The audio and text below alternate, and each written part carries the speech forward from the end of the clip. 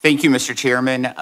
Director Young, welcome back in person to the House Budget Committee, and congratulations on your confirmation. It was way overdue, and congratulations on your new child. A lot has happened in a year, so we're grateful you're here.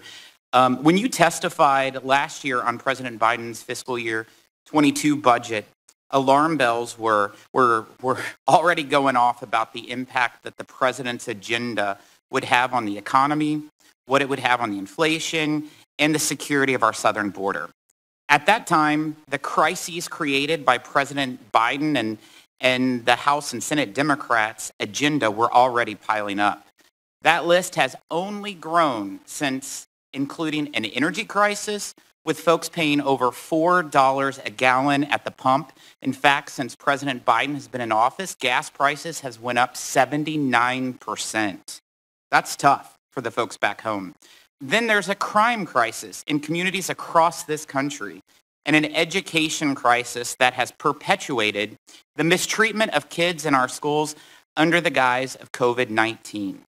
So now we have President Biden's fiscal year 23 budget, a proposal that deliberately makes every crisis American families are facing because of President Biden and the one-party Democrat rule in Congress that much worse. American families are facing a spike in prices not seen in this country in over 40 years.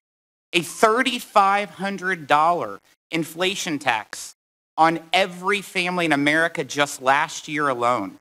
The president's budget keeps the reckless spending going on, doubling down on the delusion that the answer out of inflation is to spend more money. This proposal spends $73 trillion over the next 10 years. And also, it provides the Build Back Broke agenda, which this budget tries to cover up using a deficit-neutral reserve fund. The Congressional Budget Office, though, has confirmed there is nothing deficit neutral about the agenda. CBO confirmed it adds $3 trillion to our nation's debt.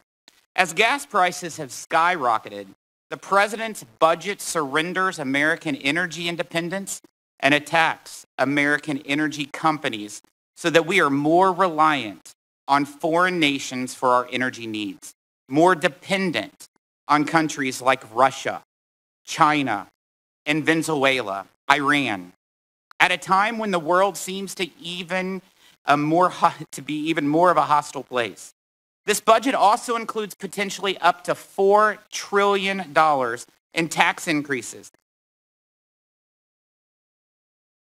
More than $1.5 trillion of that falling on American families.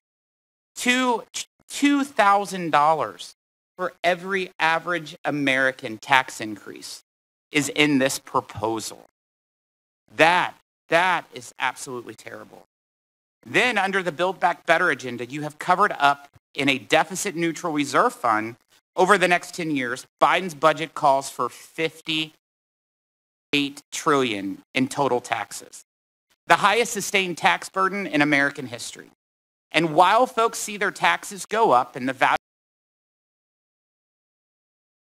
of their paychecks go down, Biden's budget gives a 12% raise to the IRS to target hardworking Americans.